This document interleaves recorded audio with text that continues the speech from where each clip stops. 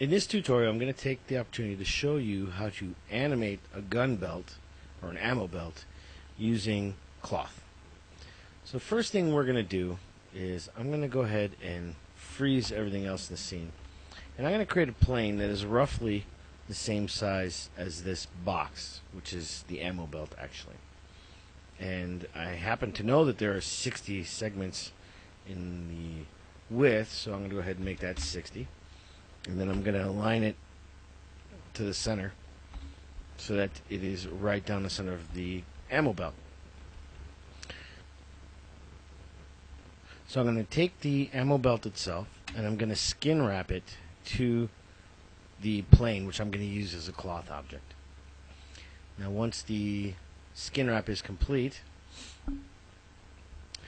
then I'm going to go ahead and unfreeze everything again. And what I want to do is I want to take this plane and I'm going to go ahead and skin it to these two objects. Now this object right here is actually animating the gun moving forward and back. This point right here is actually rotating it around. I'll just go ahead and show you the animation real quick. And it's just real quick, but you can see how the gun's moving.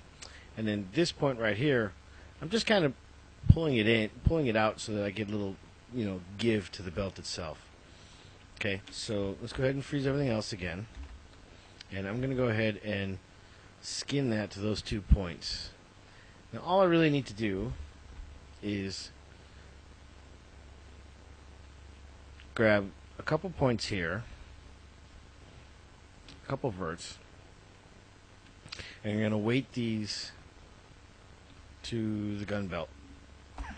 Actually, I'm going to go ahead and grab all of these and weight them at one to that, so that way it'll move with it when I'm putting it into place. And then I'm going to grab a couple points here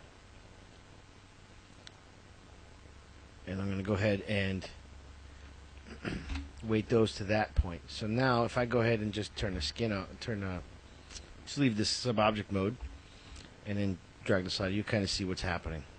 Okay, as you can see, these points here are going to follow that object, and then the rest of the points are going to follow the gun.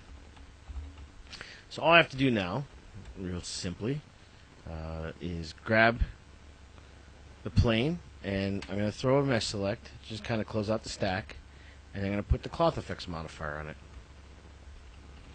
So now I'm going to grab that cloth object, and it might be a good time to mention you'd probably want to make it unrenderable if you're rendering, but it doesn't matter for my examples here. And we'll go into object properties and grab that plane and make it a cloth object. Now I have something here called Ammobelt, which I'm going to use, and I've got the bend set up pretty high. You can set it higher if you want. I don't want it to stretch much, so I've got the stretch up pretty high, and then the shear I've really got high because I don't want it to twist and to shear. Density's okay, and that's where it should be, and everything else is pretty much default. So go ahead and say okay. Now I'm going to make a group here, and I'm only going to make one group and take those 2 points, those 3 verts, or 6 verts, and then these 2, or 4, and I'm going to go ahead and make a group. I'm just going to call it pin, and then I'm going to go ahead and make that a preserved group.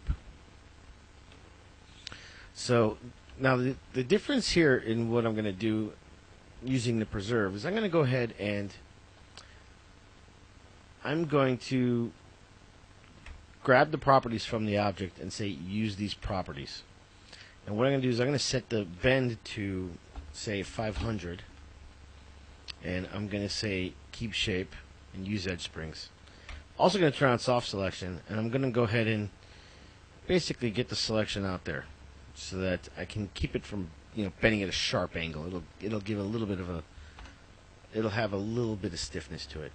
And the reason I'm doing that is I'm increasing the bend here so it bends a lot less than the original would. So I'm going to put it at 1,000, let's say. And I'm going to go ahead and leave sub-object mode, grab that, grab the plane, And as you can see, I've already set my gravity to negative 2,000. If I want the gun belt to be heavier, I can increase that even more. But negative 2,000 is just fine. I'm also turning the subsamples up to 5 because that's where I always start my simulations from. You don't usually have to go that high, but it's just a personal preference, and I prefer to have it at least at 5. It just makes things look a lot more realistic. So I'm going to go ahead and hit simulate and just kind of let this thing do its thing. You know what, I'm going to cancel that and turn it into shaded. And you can see how quickly this can simulate. And we'll just let it go through. It's not going to take too long. And I've done this on mechs, on guys that are carrying heavy guns like this, and it'll work in any situation. The cool thing about doing it like on the back of a truck or on a helicopter or on a guy or on a mech is that it's always moving. The guys are always running around. And this is just an example of what it could be like for a gun emplacement that's sitting in place. You can see how well it's going to move. When I hit play, you'll really get an idea of what I'm talking about. So let's go ahead and throw it back there, get a nice close-up view, and go ahead and just hide this real quick.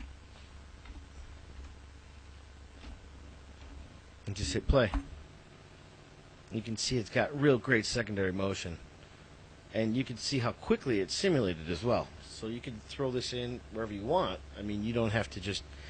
Using cloth, you can add a lot of secondary motion very quickly in ways that you never could before. I don't know how many other ways you could simulate this without using cloth that could be as quick and as easy. You can see I just did it all in front of you. It's not like I did anything special or I did any extra steps ahead of time, other than having an Ammobelt cloth properties set up. So there you go.